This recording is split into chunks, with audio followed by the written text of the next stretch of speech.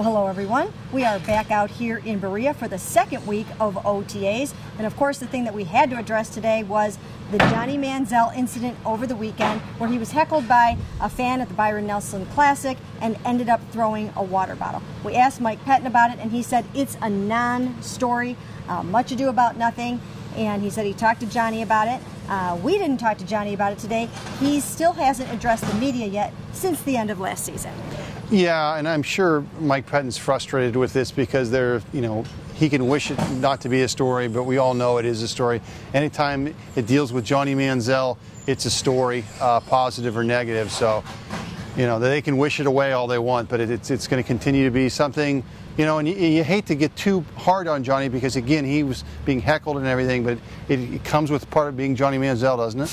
It does, and I think the team's position on this is that it's their belief that he did not actually chuck the water bottle at the individual. So I think that the characterization that he actually whipped a water bottle at this fan, I think that they basically disagree with that, and therefore they think that he just kind of spiked it in frustration over being heckled and that it's being blown out of proportion. But again, like Tom said, anything involving Johnny Manziel is a story.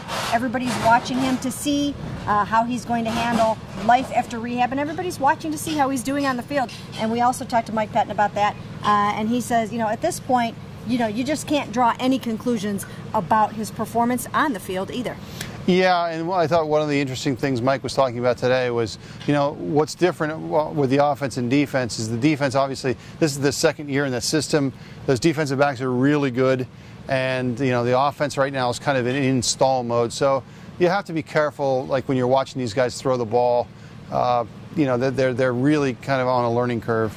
They really are. And again, these guys, the new quarterbacks, or the quarterbacks that are in the system, are working against a secondary that finished second in the NFL last year with 21 interceptions.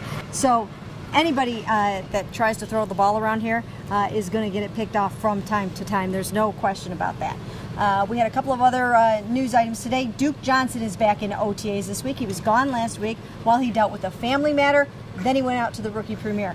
But I thought he looked really good and really explosive today, didn't you? Yeah, and he ran the ball well. Also, this is going to be an offensive thing that really suits him because you can see one thing we can already see is they're going to throw the ball a lot to the backs, and it's something that he does very well.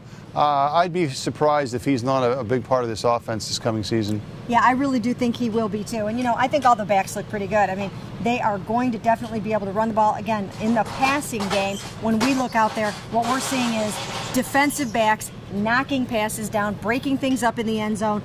This secondary, which you had a story last week from Dante Whitner, it's one of the best in the NFL, and they are far ahead of this passing game at this point. Yeah, I think it's safe to say they're probably top 6, 7 in the league.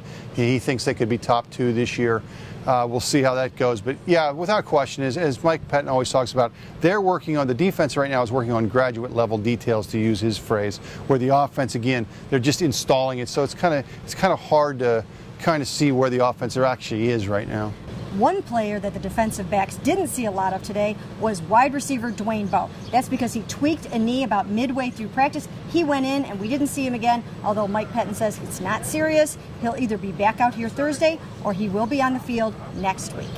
A couple of other things. Vince Mailey, the rookie wide receiver, the 4th-round pick, back out there. He still has the cast on his surgically repaired thumb, but he is running around and getting some things done in terms of route running. So lots going on out here at OTAs, and we will be back out here next week, and we'll have it all right here for you on cleveland.com.